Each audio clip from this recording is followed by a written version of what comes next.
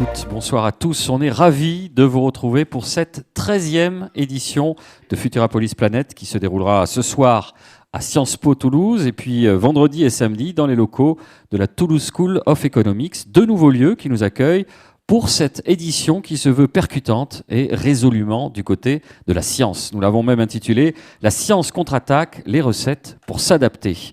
Face au changement climatique, au vieillissement de la population, aux impératifs éthiques et plus largement aux nouvelles ères du temps, l'adaptation est dans toutes les bouches. Notre monde chamboulé nous l'impose avec force au quotidien, mais comment faire face aux degrés, aux années, aux tensions supplémentaires sans perdre espoir ? Eh bien, on va vous donner des pistes de réflexion lors de cette 3e édition. Et pour la lancer officiellement, merci de réserver un bel accueil à Nadia Pelfig, Éric Darras et Renaud Grand-Clément.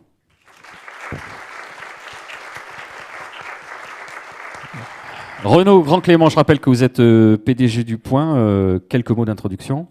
Merci, cher Boris.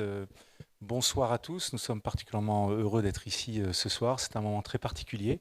Pas parce que nous attendons la nomination d'un nouveau Premier ministre, mais parce que je pense que ça faisait 13 ans que nous voulions venir dans un lieu de savoir pour effectivement parler de la science et comment la science fait avancer les grands défis de notre époque et de notre temps.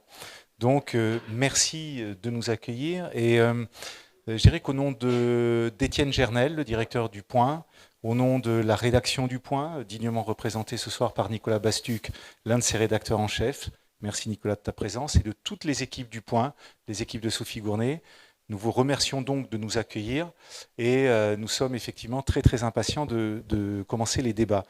Merci cher Éric Darras, monsieur le directeur, de nous accueillir dans ce beau lieu et de savoir qui est Sciences Po Toulouse. Merci Nadia de votre fidélité absolument indéfectible, puisque je rappelle que la région Occitanie est partenaire fondateur originel de Futurapolis et Futurapolis Planète. Et Nadia Pelfig, sa vice-présidente, est à nos côtés depuis le début, tout simplement. Donc nous sommes effectivement très très impatients également de venir, cher Christian Gaulier, dans vos lieux à TSE. Donc ce sera pour demain. Voilà, et puis avec des débats variés, en tout cas d'un très bon niveau et accessibles au plus grand nombre. Et puis, un petit clin d'œil pour terminer. Voilà, je pense que l'événement ce soir, c'est aussi la publication de la nouvelle édition du palmarès des hôpitaux et des cliniques. Et je dois vous l'avouer en tant que Toulousain, un peu ému, puisque le top du classement, le numéro 1 de ce classement, fort attendu par toute la profession et tout le milieu hospitalier, mais également par le citoyen français, eh bien la tête du classement est occupée par le CHU de Toulouse. Voici. Merci Renaud. On passe la parole à Éric Darras, directeur de Sciences Po Toulouse. Et bravo vraiment au CHU de Toulouse, un service public qui réussit à maintenir son niveau en dépit des difficultés. Merci à vous toutes et tous d'être venus, d'avoir réussi à venir en dépit de la grève ce soir. Donc Madame la vice-présidente du Conseil régional, chère Nadia, Monsieur le directeur de la Toulouse School of Economics, cher Christian, Monsieur le président directeur général du Point, cher Renaud, chers collègues, chères étudiantes, Mesdames, Messieurs, donc au nom de l'Université de Toulouse-Capitole, au nom de Sciences Po Toulouse, c'est avec beaucoup d'enthousiasme que je vous souhaite la bienvenue à la Manufacture des Tabacs, donc dans ces lieux qui sont chargés d'histoire ouvrière au féminin, puisqu'ici, dans ces murs, vous aviez jusqu'à 2000 ouvrières qui travaillaient dans une usine qui a fermé ses portes en 1979. Un peu d'histoire pour parler de l'avenir. Futurapolis, ce magnifique bâtiment, a été reconstruit à la fin du 19e siècle entre la Garonne et le canal pour pouvoir bénéficier de l'énergie hydroélectrique qui est produite juste à côté, là, au Bazacle, bien sûr. Une énergie donc qu'on n'appelait pas encore verte et qui va favoriser donc l'usage de machines toujours plus performantes au détriment donc de l'emploi et du travail de ces ouvrières. Donc transition écologique, innovation, technologie et transformation sociale qui sont évidemment inséparables. La question des numérique. Donc pas de nouvelle, même si elle prend une dimension toute particulière, inédite, on y insistera tout au long de nos discussions. Alors vous voyez ici, les murs nous écoutent. Donc nous sommes ravis, très sincèrement ravis de vous accueillir ce soir pour des rencontres qui, vraiment je l'espère, seront pour chacun d'entre vous aussi enthousiasmantes qu'inspirantes. L'université est par définition un lieu de production des savoirs, c'est aussi un lieu d'échange et d'apprentissage. Voilà maintenant 80 ans que Sciences Po Toulouse tente de faire vivre le débat public à Toulouse et dans la région, et on le fait très souvent avec la région Occitanie, et on ne la remerciera jamais assez. Et ça va faire 800 ans, vous êtes dans une des plus anciennes universités du monde. Ça va faire 800 ans que l'université de Toulouse contribue bien sûr à approfondir les savoirs, les idées, à partager l'expérience et à construire de nouvelles perspectives pour la société tout entière. Donc les défis auxquels nous sommes confrontés, qu'ils soient sociaux, environnementaux, scientifiques, culturels, sont tout à la fois consubstantiels, oui, et éco-extensifs. Et dans son dernier livre, Christian Gaulier, directeur de la Toulouse School of Economics, le rappelle, on ne peut pas penser la fin du monde sans la fin du mois. Christian Gaulier, donc, dont je recommande la lecture, qui était très certainement un gilet jaune. Donc Christian, qui a aussi bien sûr contribué, on le sait, au GIEC, ainsi que Catherine Jandel, qui nous fait l'honneur aussi de sa présence aujourd'hui. Donc, grâce au GIEC, notamment, les savants ont réussi une extraordinaire convergence des savoirs et à l'échelle mondiale. Nous savons l'urgence, et les universitaires du monde entier et de toute discipline s'accordent aussi très certainement sur les solutions à mettre en œuvre. Et pour autant, on se heurte au mur de notre impuissance, au mur des incompréhensions, au mur des impossibles décisions politiques qui pourtant s'imposent. Et du coup, on peut poser la question, pourquoi ? Pourquoi restons-nous inaudibles ? Alors inaudibles au-delà des murs, parce que nos étudiantes et nos étudiants sont eux convaincus. Et ici à Sciences Po Toulouse, c'est tout à fait évident sur le sujet. Mais on n'arrive pas de fait à embrayer sur ces décisions, à convaincre les véritables décideurs, et au risque de choquer les collègues, je voudrais aussi inviter à penser notre propre responsabilité sur ce point. Parce que il suffit pas donc de produire des connaissances, évidemment il faut les faire savoir, les faire connaître, les faire admettre. Il n'y a pas, disait Spinoza, de force intrinsèque de l'idée vraie. C'est tragique, mais il nous faut maintenant comprendre, être réflexif, cette réflexivité qu'on impose aux autres, avec nous-mêmes, et essayer de faire preuve d'une remise en question. On a besoin de ce dialogue avec les journalistes, et on est très heureux vraiment de cette collaboration avec les points, avec la société civile, avec les citoyens, avec les décideurs. Et pour commencer cette réflexivité, on peut se poser la question de savoir si est-ce qu'il ne serait pas possible que nous nous complaisions finalement dans notre tour d'ivoire, dans notre entre-soi, dans le ciel des idées et des pensées, mais penser et ne pas agir, est-ce encore penser ? Si nos propositions ne passent pas, allons un peu plus loin, c'est peut-être aussi parce que nous ne passons plus. On le sait, un nombre croissant de nos concitoyens de toutes conditions n'ont plus véritablement confiance dans les institutions, dans les politiques, dans les journalistes, mais aussi de fait de plus en plus dans les savoirs savants. Et voilà.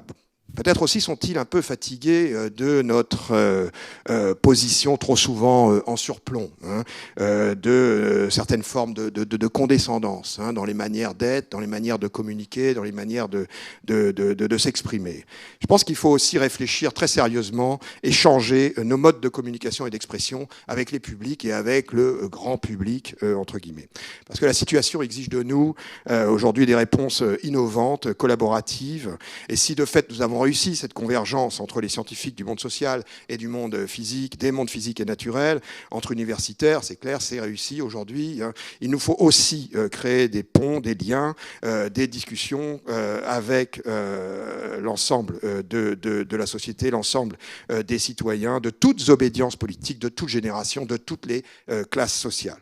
Et c'est vraiment dans cet esprit aussi que ces journées Futurapolis ont été imaginées. Elles offrent une plateforme, je crois, unique pour croiser les savoirs, confronter les points de vue et surtout essayer de co-créer des solutions. Nous sommes vraiment très fiers de contribuer à cette 13e édition de Futurapolis. Un grand merci à l'équipe organisatrice, à nos partenaires, au service com, dont le service com de l'IEP. C'est vraiment eux qui ont rendu possible cet événement grâce à leur travail acharné. Et bien sûr, merci aussi à vous, participants de ces journées. Vous qui avez fait le choix donc d'être ici aujourd'hui, votre engagement sera la véritable richesse de ces journées. Merci pour votre attention et très belle soirée à toutes et à tous. Merci Éric Darras. Nadia Pelfig, vice-présidente de la région Occitanie-Pyrénées-Méditerranée. Merci Boris Georgelin. C'est pas le bon titre? Si, c'est ça. L'ai-je bien descendu? C'est parfait. Bon, d'abord, un très grand merci à l'équipe du Point d'avoir une nouvelle fois décidé de tenir son édition de Futurapolis Planète ici. Je suis particulièrement heureuse parce que vous l'aurez compris, c'est un événement auquel je tiens parce que je trouve qu'il est d'utilité publique. On va parler technologie, science. Vous n'êtes peut-être pas tous encore, en tout cas, lecteurs du Point. Vous avez peut-être une vision critique sur les positions, sur les éditos de son rédacteur en chef, que j'adore, Étienne Gernel, et que nous retrouverons demain matin. Mais vous n'enlèverez jamais au Point d'avoir un grand confiance dans l'investissement dans le savoir, dans le fait de décrire les technologies, de poser des problématiques qui sont réelles et de se dire qu'il faut convoquer la recherche académique pour pouvoir y apporter des solutions. Finalement, ça devient rare. Et si vous êtes ici, c'est que vous n'êtes pas devant une chaîne d'information en continu. Bravo. Pourtant, ça tourne en boucle là depuis 24 heures. On a su que peut-être il n'y aurait plus de Premier ministre chaque minute d'hier, et enfin qu'il n'y en avait plus, mais maintenant on a déjà embrayé sur quand est-ce qu'on aura le nouveau. Et le feuilleton va durer encore un petit moment. Donc vraiment, merci de faire le choix d'animer ce débat-là. Moi, je suis très heureuse et merci à Éric Darras et à toutes les équipes de Sciences Po de faire en sorte que ça se tienne effectivement dans des lieux de savoir et demain à la Toulouse School of Economics. Cher Éric, tu as convoqué Spinoza et Christian Gaulier. Dans ce moment qui est un peu singulier pour nous, sur le plan sociétal, sur le plan politique, il y a une citation qu'on attribue en fonction du public devant lequel on se trouve, soit à Gramsci, soit au philosophe Alain. Ça dépend. À Sciences Po, ça ferait plus chic de choisir Gramsci. Mais bon, bref, vous choisirez votre camp. C'est une citation qui indique que le pessimisme est d'humeur et l'optimisme de volonté. Je crois que nous n'avons pas d'autre choix que d'être extrêmement volontaires. La situation est particulièrement grave sous tous les aspects et vous avez fait le choix de traiter cette année notamment, et merci aux débatteurs qui parleront tout à l'heure, de justice climatique. Et finalement, c'est le terme qui fait le nœud entre la fin du mois et la fin du monde. En région Occitanie, à la réalité, on est une région du bassin méditerranéen. Et sans doute le savez-vous, mais c'est donc le deuxième bassin le plus exposé au monde au changement climatique. Et peut-être qu'à Toulouse, on le perçoit un peu moins que dans les domaines viticoles, modestes, de l'Aude. Qu'on le perçoit un peu moins que dans le Gard ou dans l'Hérault quand on est confronté aux épisodes cévenols. Finalement, on doit jongler entre le trop d'eau et le pas assez d'eau. Peut-être quand même qu'en tant que Toulousain, vous constatez le nouveau détiage de la Garonne. Et finalement, la chaussée du Bazac, ce n'est pas que le préfigurateur de ce qui allait devenir une société par action et un modèle d'ailleurs vanté dans les universités américaines, avant qu'on se rappelle que nous, en France, on avait sûrement inventé un modèle qui est décrit dans les analyses des universités, davantage que dans les nôtres, d'ailleurs, à mon grand étonnement. Mais la Garonne, c'est aussi celle qui nous permet de boire l'eau potable pour les Toulousains et les Toulousaines. Bref, ces sujets-là, ils sont cruciaux. Alors, il y a deux écueils, surtout quand on est responsable politique. Soit on se dit, tiens, je suis en charge de l'innovation, de la technologie, de la science, et il y a le risque de verser dans une espèce de techno-béatitude ou d'être solutionniste et de se dire, bon, allez, soyons sagouins, mais faisons confiance dans la technique et la technologie. Et puis en plus, voilà, on va y mettre des données publiques, ça fait de moi quelqu'un de vertueux. Et on arrivera donc à trouver des solutions en réaffirmant notre confiance à la science. Ben moi, je pense qu'il faut quand même réaffirmer sa confiance en la science et qu'il faut effectivement donner ces crédits-là, à une condition. C'est qu'on se rappelle que l'innovation, c'est au service de quelques-uns et que le progrès, c'est finalement l'innovation pour tous. Et que donc, dans les sujets que nous allons aborder, y compris l'intelligence artificielle demain, se rappeler que l'interrupteur, il doit rester dans la main humaine et qu'on doit savoir pourquoi on mobilise ces outils. Et pour savoir pourquoi on les mobilise et pour que les citoyens puissent vérifier qu'on a raison d'utiliser ces outils, il faut donc continuer aussi à éduquer les citoyens et les citoyennes sur les enjeux techniques et technologiques. De leur donner non pas les moyens de simplement être concertés ou être informés, mais quand on décide de les associer, de coopérer, de faire des alliances entre les citoyens et les responsables politiques ou des alliances, y compris entre les partenaires privés et publics, de s'assurer que chacun soit véritablement éclairé. Dans la réalité, dans le modèle démocratique, y compris français, on pense que c'est suffisant de leur dire qu'on donne la parole aux citoyens sans s'assurer qu'ils aient bien eu l'information et toute l'information auquel ils ont droit pour pouvoir s'assurer que les avis seront éclairés. Autrement, quand vous vous pointez devant une salle, que vous savez un discours un peu technique, y compris sur les enjeux de l'intelligence artificielle, que vous convoquez l'IA Act, et que vous demandez, alors, qu'est-ce que vous feriez? Je vous écoute. En réalité, c'est un mépris démocratique. Et c'est aussi une vision capacitaire de la démocratie. Parce que ça veut dire qu'il faut avoir fait Sciences Po, oui, pour être en capacité de synthétiser l'importance et les sommes des documents, des données, de ne pas avoir le temps de les confronter à d'autres sources, de vérifier comment ça peut être fait ailleurs. L'autre écueil pour moi, qui suis donc d'une région méditerranéenne, c'est ce qui se passe aujourd'hui sur le plan géopolitique. Alors bien sûr, oui, les États-Unis, mais je vais rester en Europe.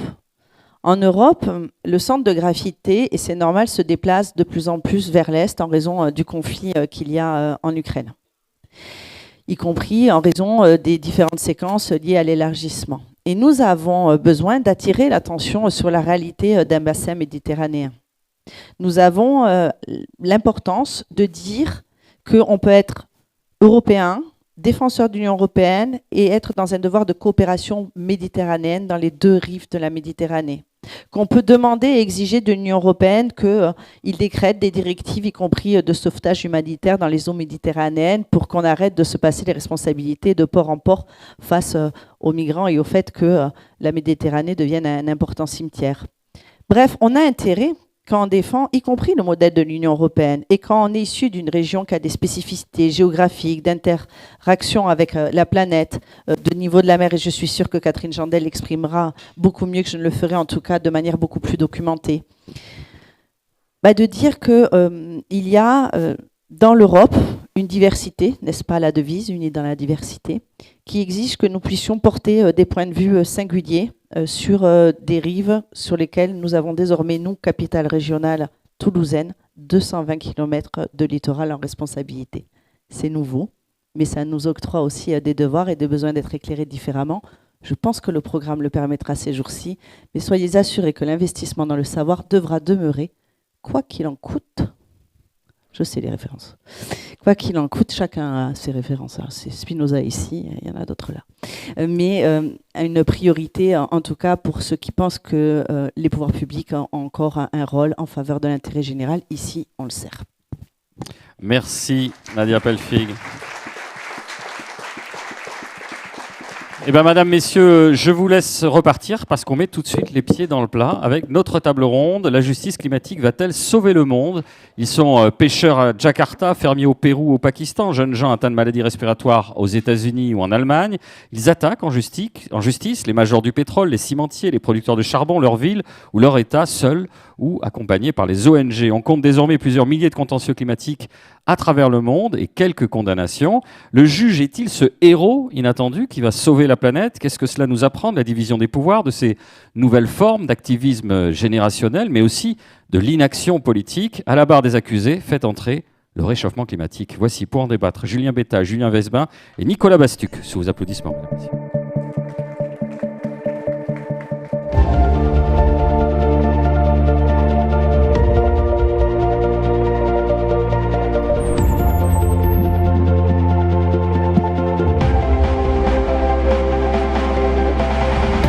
Bonsoir et merci d'être aussi nombreux ce soir à Sciences Po et à Toulouse pour Futurapolis.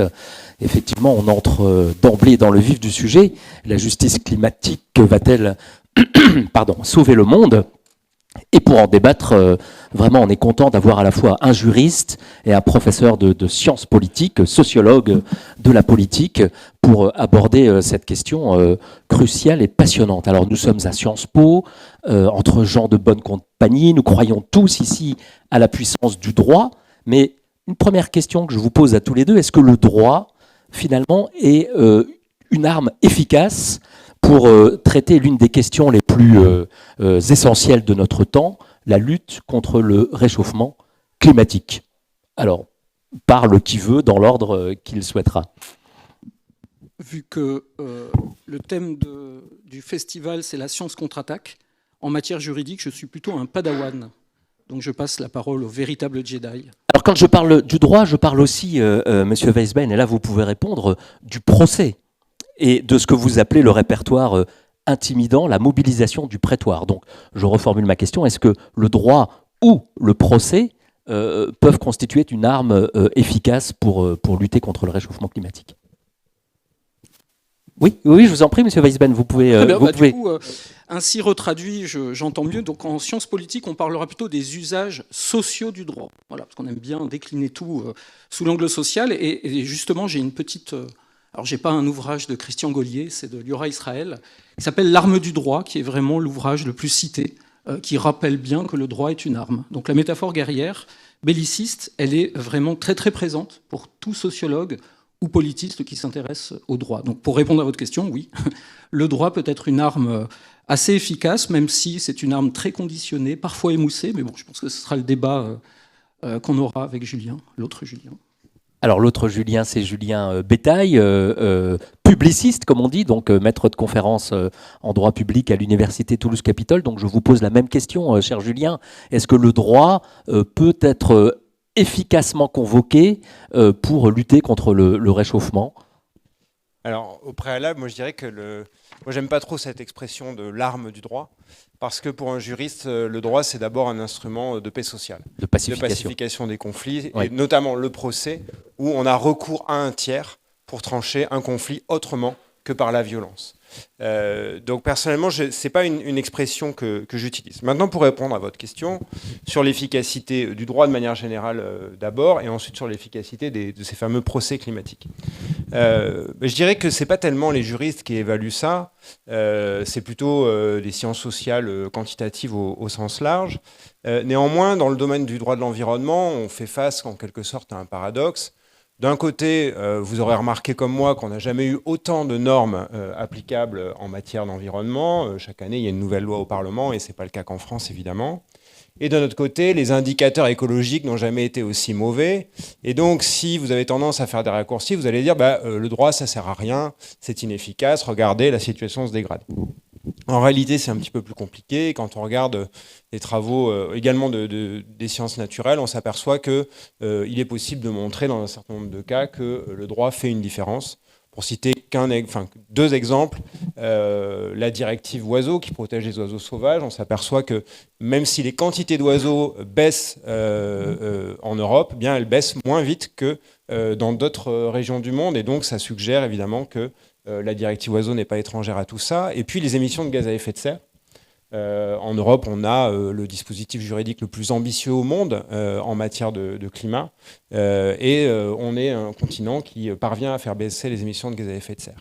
Et puis pour terminer sur les procès climatiques, c'est encore un peu trop tôt. On n'a pas tellement de recul sur le plan quantitatif concernant leur efficacité en termes de baisse des émissions de gaz à effet de serre. Bien sûr, on a une petite idée sur l'impact que ça peut avoir sur les politiques publiques, parce que ça met chacun devant ses responsabilités politiques, à peu près à tous les niveaux. En ce moment, la Cour internationale de justice est en train de se réunir pour discuter des questions climatiques, donc c'est vraiment à tous les niveaux. Néanmoins, il y a quelques études. L'année dernière, la London School of Economics, l'Institut Grantham, a sorti une étude sur l'impact des procès climatiques contre les entreprises sur leur valeur économique. Et vous jugerez de l'impact. De mémoire, c'est moins 1,5% de leur valeur économique lorsqu'elles sont frappées et condamnées par la justice. À noter néanmoins que cet effet est plus grand dans les États qui respectent l'état de droit. Donc vous voyez, en ce moment, l'état de droit n'a pas forcément le vent en poupe, mais ça sert quand même aussi à quelque chose, le respect du droit. Alors, Monsieur Bétail, un tout petit peu de droit, justement. Quand on fait du droit, on s'intéresse aux sources du droit, aux lois, aux traités internationaux, à la Constitution pour respecter la hiérarchie des normes. Est-ce que, en quelques secondes ou une petite minute, vous pouvez nous dresser un panorama un peu de l'arsenal juridique tel qu'il a évolué en France, en Europe et dans le monde ? Oui, bien sûr. Alors, on est dans un magnifique amphithéâtre, mais je ne vais pas commencer un cours magistral, je vous rassure. Pour faire simple, et je passe sur la préhistoire du droit de l'environnement. Son histoire commence grosso modo en 1972 avec le premier sommet onusien à Stockholm, duquel va sortir une déclaration politique. Et à partir de là, tout un tas d'États vont commencer à adopter des normes assez ambitieuses. En France, c'est 1976. Valéry Giscard d'Estaing, au mois de juillet, qui fait adopter 2 lois par le Parlement, la loi sur les installations industrielles et la loi sur la protection de la nature. Oui. Donc c'est un acte vraiment un acte de naissance en quelque sorte en France pour le droit de l'environnement. On a une multitude de traités internationaux, vous connaissez comme moi l'accord de Paris, et évidemment, pour prendre les textes les plus emblématiques en France, c'est la charte de l'environnement qui fait partie de ce qu'on appelle le bloc de constitutionnalité. Bref, c'est le niveau le plus élevé en France au niveau juridique, et c'est un texte absolument magnifique et absolument incontournable. Alors juste, excusez-moi, pensez à rapprocher bien votre micro, parce que sinon on ne vous entend pas au fond de la salle. Merci. Alors le bloc de constitutionnalité, donc effectivement, le préambule de la Constitution fait maintenant référence à cette charte de l'environnement qui a donc valeur constitutionnelle, c'est bien ça ? Exactement, depuis 2005. Sous l'impulsion de Jacques Chirac et de Nicolas Hulot. Et cette charte comporte 10 articles, dont le fameux principe de précaution, dont le droit de l'homme à l'environnement. Donc la France, finalement, fait figure non pas de précurseur, parce que ça existait avant dans d'autres États, mais quand même à l'avant-garde au niveau des textes environnementaux de rang constitutionnel. Et le principe du pollueur-payeur, qui est aussi... Alors non, il n'est pas explicitement consacré, mais il y a un devoir de réparation des atteintes à l'environnement. Alors on peut l'assimiler un petit peu à la question du pollueur-payeur, mais le principe pollueur-payeur est plus un principe économique qui dépasse la simple question de la réparation.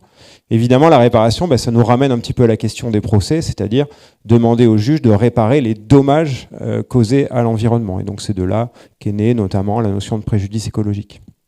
Alors, je vais vous... Oui, monsieur Weisbel, vous vouliez... Je voudrais peut-être revenir sur la métaphore guerrière de l'arme. Et du coup, on aurait dû dire instrument. Oui, non, je garde l'arme. Oui. Le politiste va plutôt rester sur cette idée. Le procès a pour finalité de pacifier, mais le droit de l'environnement ne touche pas la nature, en fait. Le droit n'a pas pour vocation de transformer la nature. Le droit vise la régulation de comportements humains et donc de rapports de force. Donc de problèmes, donc d'enjeux, de polémiques, de controverses. Donc je pense que qualifier le droit d'arme, ça reste intéressant, parce que c'est évidemment une façon de réguler et de trancher les différends, donc de faire de la politique. Une arme défensive en l'occurrence. Ou offensive. Une arme en tout cas. Voilà. Alors globalement, monsieur Bétail, j'en reviens à vous, il y a 3 types d'actions dans les procès climatiques. Ceux que l'on intente à l'État, quand on considère que son action est insuffisante, les actions que l'on mène contre les entreprises, quand elles manquent à leur vigilance et à leurs obligations, et puis celles qui visent à faire annuler certains projets susceptibles d'affecter le climat. Alors là, je crois qu'on est servi ici dans l'actualité, puisque lundi, le tribunal administratif rendra une décision très importante concernant l'A69. Alors le rapporteur public a conclu à l'annulation de l'autorisation environnementale et le juge tranchera lundi et on verra si ça évolue dans le sens que vous indiquez parce que a priori, vous, ce que vous soutenez, enfin ce que vous constatez, c'est que le procès climatique, c'est pas quelque chose de nouveau, même si on l'appelait pas comme ça. Ce qui change en revanche, c'est la perception du juge, le sérieux finalement que le juge apporte aux arguments présentés par les requérants. Je cite juste 2 arrêts. 4 mai 98, je l'ai pris dans un de vos papiers passionnants d'ailleurs. On attaque une déclaration d'utilité publique pour une autoroute déjà, et le Conseil d'État juge l'argument sans objet. Donc circuler, il n'y a rien à voir. Il y a un autre arrêt identique pour la 65 du 21 mai 2008. Et puis les choses évoluent, notamment avec l'affaire du triangle de Gonesse, etc. Donc le juge, peu à peu, s'est ouvert à cette question. Oui, tout à fait. Et ça nous rappelle d'ailleurs, mais Julien en parlera mieux que moi, le juriste n'est pas isolé dans sa tour d'ivoire et les juges sont des acteurs sociaux comme d'autres. Mais c'est vrai qu'en tant que juriste, c'est pas trop l'aspect qu'on étudie. Néanmoins, effectivement, on le constate. Lorsqu'on nous dit aujourd'hui les contentieux climatiques sont un phénomène nouveau, non, pas du tout. Dès les années 90, dès l'adoption de la Convention climat, vous avez des associations écologistes qui invoquent l'argument climatique devant le juge. La différence avec aujourd'hui, c'est qu'à l'époque, on leur riait au nez. Aujourd'hui, les juges sont beaucoup plus ouverts à ce type d'argument. Donc, je pense que c'est très important de le rappeler.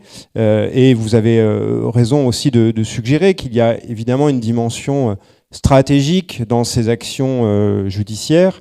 Et vous faites référence au cas autoroutier occitan. Évidemment que les associations ne manquent pas d'attaquer ce type de projet, mais là aussi, c'est absolument banal.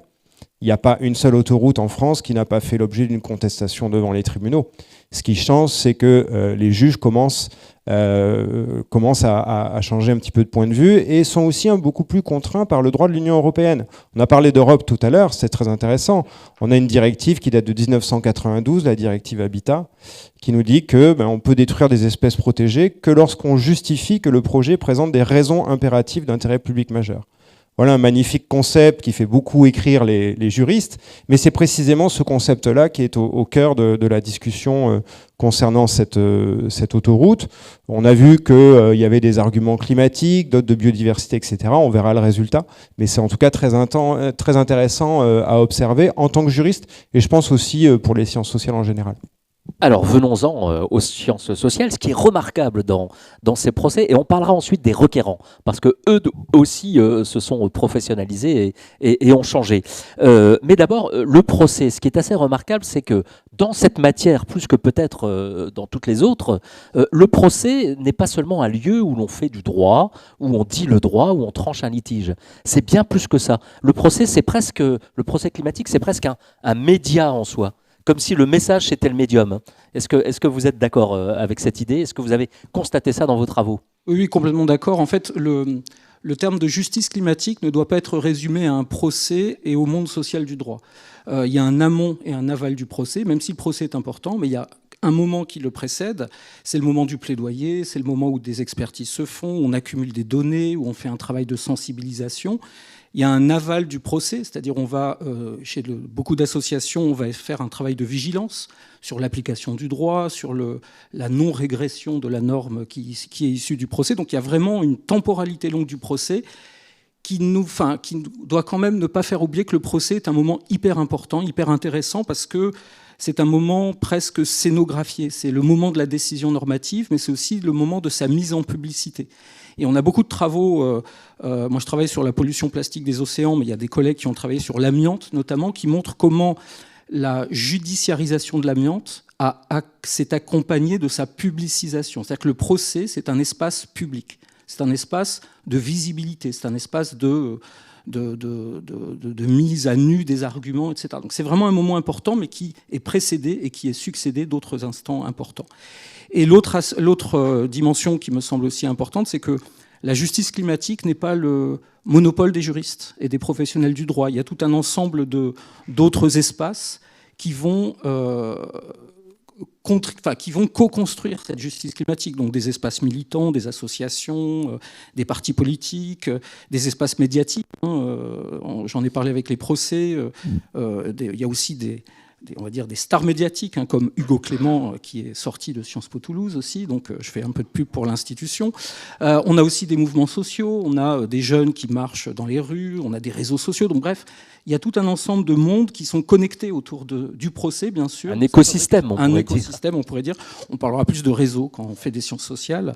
Mais voilà, donc il y a vraiment ce constat que cette justice climatique, c'est vraiment le sens fort de la justice. C'est-à-dire que ce n'est pas le seul vocabulaire et le seul concernement des juristes, c'est vraiment une affaire de tous, en fait.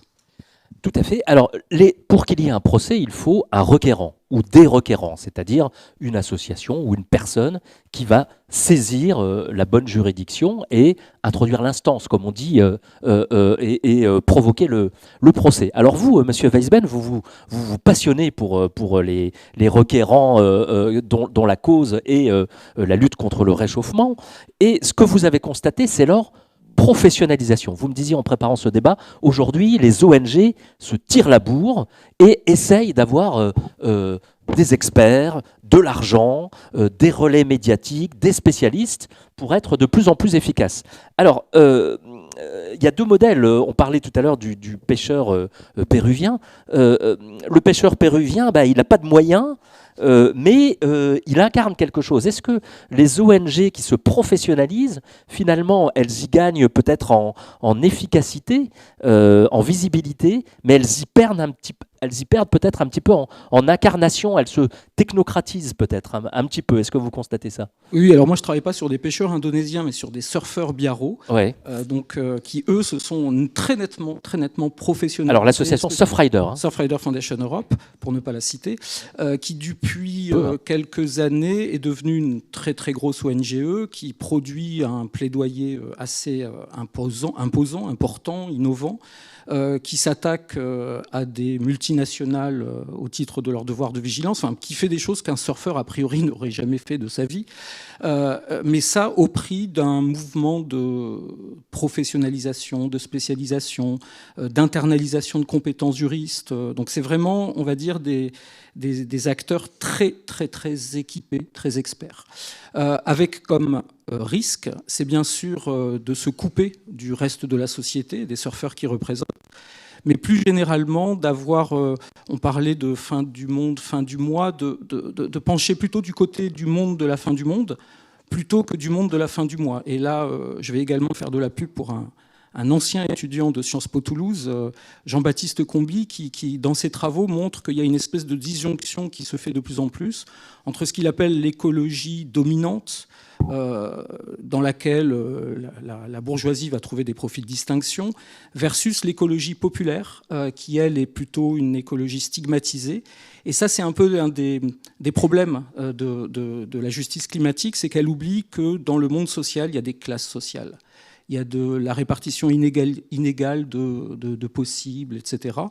Et que cette justice climatique s'accommode davantage de l'écologie dominante, celle des petits gestes ou on va dire, du quotidien, plutôt que de l'écologie dominée, c'est-à-dire celle de la subsistance et de la contrainte. Voilà. Donc.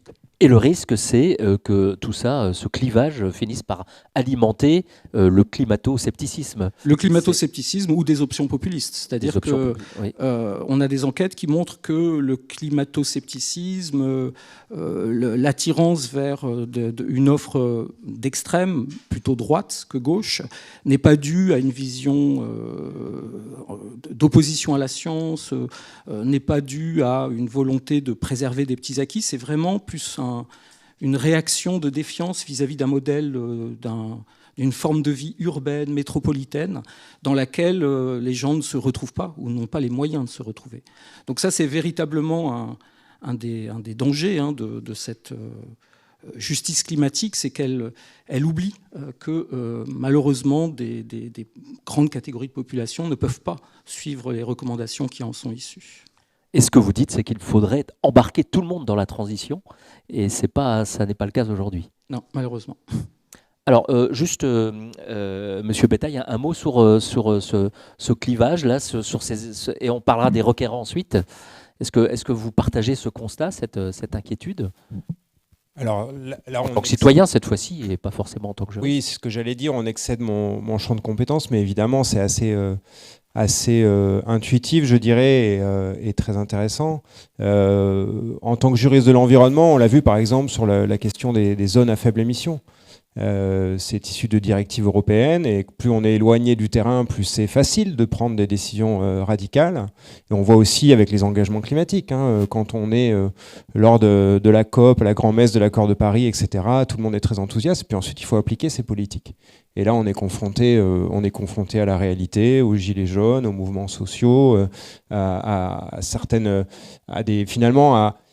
je dirais que peut-être que les politiques climatiques ne manquent pas de légitimité au sens large, mais en tout cas, je constate qu'il y a quand même dans la société des minorités qui sont encore suffisamment puissantes pour bloquer l'application de certaines politiques. On l'a vu avec les gilets jaunes, on l'a vu avec les agriculteurs, on le voit aussi avec les zones à faible émission. Donc effectivement, même si ça dépasse un peu mon champ de réflexion, c'est des questions qui sont incontournables si on s'intéresse au climat de manière générale et si on souhaite le succès de ces politiques. Alors, Monsieur Weisben, vous faisiez le parallèle entre ce clivage sur l'écologie avec ce qui s'est produit sur l'Europe, où on avait d'un côté les happy few qui étaient pro-européens. Le Point revendique d'ailleurs cet ancrage européen avec la possibilité d'envoyer ses enfants étudier avec Erasmus dans d'autres... voilà, il y a ceux à qui l'Europe profitait, cette ouverture, et puis ceux qui restaient un petit peu au bord du chemin. Et vous faites ce parallèle avec le climat. Oui, alors en fait, ce qui reste sur le bord du chemin, c'est vraiment la métaphore est très bonne. En fait, ça se joue beaucoup de la mobilité. On sait par rapport à l'Europe que ceux qui profitent de l'Europe, c'est ceux qui profitent de la mobilité européenne, ceux qui vont vivre, étudier, passer leur retraite ailleurs que dans leur pays, alors que d'autres catégories de la population sont un peu assignées à résidence, non pas parce que l'emploi s'y fait rare, parce que les opportunités s'y font moindres, les services publics s'y dépeuplent. Enfin voilà, il y a vraiment un clivage qui se joue autour de la mobilité et de l'immobilité un peu contrainte, ça a été bien documenté sur la question européenne. Ça renvoie à d'autres clivages, le diplôme. Mais il y a vraiment cette expérience de la mobilité ou cette contrainte de l'immobilité. Et ça, peut-être que sur le climat, ça se joue beaucoup. Alors, le terme de France périphérique, c'est un terme absolument horrible d'un point de vue sociologique, scientifique, mais ça renvoie bien à un univers rural dans lequel toutes les opportunités de la vie d'aujourd'hui, l'ouverture, la mobilité, le voyage, sont beaucoup plus restreintes. Et ça, je pense que ça favorise des réactions qui peuvent très bien se comprendre, et surtout une opposition à des normes qui vont pourtant a priori dans le bon sens. Donc, Alors, Julien Bétail, vous avez publié, j'en ai parlé au tout début de ce débat, un papier vraiment très intéressant qui évoque les stratégies judiciaires qui sont à l'œuvre, qui sont mises en mouvement. Et vous dégagez, grosso modo, on a vu tout à l'heure qu'il y avait 3 types d'actions, mais quand on parle de stratégie judiciaire, 2 approches différentes. Ce que vous appelez l'activisme judiciaire, qui pousse le juge à aller au-delà des limites de son office, à rechercher le coup d'éclat. Il y a beaucoup de symbolique dans ces procès-là qui voudraient que le juge devienne une espèce de quasi-législateur au risque de porter atteinte au principe sacro-saint de la séparation des pouvoirs. Et puis, il y a peut-être une stratégie qui peut sembler plus modeste, mais vous nous direz si elle n'est pas plus efficace, qui est la simple application du droit, c'est-à-dire on demande au juge d'être la bouche de la loi, comme aurait dit l'autre, et d'appliquer le droit. Et qu'est-ce que vous pouvez nous dire sur ces 2 stratégies un petit peu différentes et qui obtiennent des résultats également différents ? D'abord, peut-être un petit mot sur les requérants qu'on a évoqués tout à l'heure. La problématique d'origine au début des années 70, fin des années 60, c'est de dire finalement, pour qu'il y ait procès, il faut qu'il y ait une victime. Et dès lors, il faut se poser la question de savoir qui sont les victimes lorsqu'on a des questions environnementales. Et donc, pour les juristes, c'est poser la question, d'abord aux États-Unis, de savoir s'il fallait considérer que l'environnement, la nature, est une personne juridique qui puisse aller en justice. Bon, en réalité, les Américains et ensuite la loi française, puis des conventions européennes ont réglé la question en considérant que ce n'était pas nécessaire de considérer la nature comme une personne juridique. Donc c'est un thème aujourd'hui qui revient à la mode, mais qui en réalité a été réglé depuis très longtemps par les juristes. Mais simplement de dire, ben voilà, il y a des associations entre guillemets altruistes qui ont un objet statutaire qui concerne la protection de l'environnement. Il suffit de leur faciliter l'accès aux juges. Donc aujourd'hui, le contentieux de l'environnement qui est infinitésimal, hein, on en entend beaucoup parler dans les médias, mais c'est même pas 1% de toutes les affaires en justice en France. Ce contentieux, il est essentiellement mené par des grandes associations de protection de l'environnement ou des associations locales. Vous constatez donc cette professionnalisation que pointait M. Weisben, des ONG notamment, oui, et même des associations locales qui sont sur le front. Alors, elle demande quand même un certain nombre de moyens, mais ce qu'a décrit Julien à propos de Surfrider est vrai de beaucoup d'associations en France, principalement de la plupart des associations qui sont affiliées à une grande fédération qui s'appelle France Nature Environnement. Vous avez à peu près au moins un juriste par région. Je reviens à votre question sur l'activisme versus la simple application du droit. Montesquieu, effectivement, nous disait le juge n'est que la bouche de la loi, c'est-à-dire qu'il ne doit pas aller au-delà de ce qu'exige la loi. Et évidemment, derrière ça, vous l'avez compris, c'est la question de la séparation des pouvoirs. Et j'en profite, puisque son nom a déjà été cité plein de fois depuis le début, pour faire la promo du prochain livre de Christian Gaulier, dans lequel il y a un chapitre fort intéressant sur ce qu'il a appelé le Léviathan juridique, je crois. Donc je vous invite à consulter ce livre dès qu'il sera disponible. Et justement, ces discussions qu'on a pu avoir tous les deux sur finalement où est la limite. En tant que juriste, moi, si je reviens un petit peu à ce qui s'est réellement passé, en tout cas dans les affaires françaises, c'est un petit peu plus discutable dans les affaires notamment aux Pays-Bas. Mais en France, qu'est-ce qui s'est passé? Vous avez des requérants, évidemment, qui ont demandé la Lune, qui ont demandé aux juges d'appliquer, de prendre des décisions bien au-delà de ce qu'exige le droit, du moins qui ont eu une interprétation du droit assez généreuse, on va dire. Mais quand on regarde vraiment ce qu'ont fait nos juges, on peut être rassuré. Hein. Je vous assure, il n'y a pas de gouvernement des juges. Hein. Le Conseil d'État, c'est une vieille institution, j'allais dire napoléonienne, mais non, ça date de l'Ancien Régime. Donc on est tranquille, le Conseil d'État ne va pas au-delà de la loi, il a simplement mis l'État face à sa responsabilité, c'est-à-dire demander à l'État de respecter les engagements qu'il a lui-même souscrits au niveau international. Donc moi, il me semble qu'il y a une question sanitaire, d'une certaine manière, sur le plan démocratique, que de rappeler l'État et d'autres acteurs, d'ailleurs, à ses engagements. Mais évidemment, c'est intéressant de voir tout ce reproche d'activisme judiciaire qui peut émerger dans la société, parce que finalement, pour moi, ça traduit le fait que, je le disais tout à l'heure, est-ce que les politiques climatiques sont si acceptées que cela ? Moi, j'ai quelques doutes, puisque sinon, on ne serait pas étonné du fait que les juges mettent les responsables face à leurs responsabilités. Là, vous faisiez allusion à l'affaire du siècle, hein, peut-être aussi au procès de Grande-Synthe, hein, c'est ça, l'affaire du siècle, tribunal administratif de Paris, l'affaire de Grande-Synthe, Conseil d'État. Et dans les deux cas, vous dites, c'était un peu une pièce de théâtre, chacun a joué son rôle. Le Conseil d'État s'est racheté un peu une conduite un petit peu plus green. Vous êtes assez sévère avec ce procès, hein, qui relevait presque plus de la com judiciaire que de l'avancée juridique efficace. Bon, la com judiciaire, c'est un peu exagéré, mais je dirais que chacun a un rôle à jouer. Les associations étaient là pour montrer qu'elles portaient très haut l'étendard du climat, et d'une certaine manière, elles ont aussi leur propre, alors j'aime pas ce terme de clientélisme, mais elles ont aussi leurs adhérents qu'il faut satisfaire, elles cherchent à gagner en pouvoir, en influence, etc. Et c'est un jeu parfaitement normal.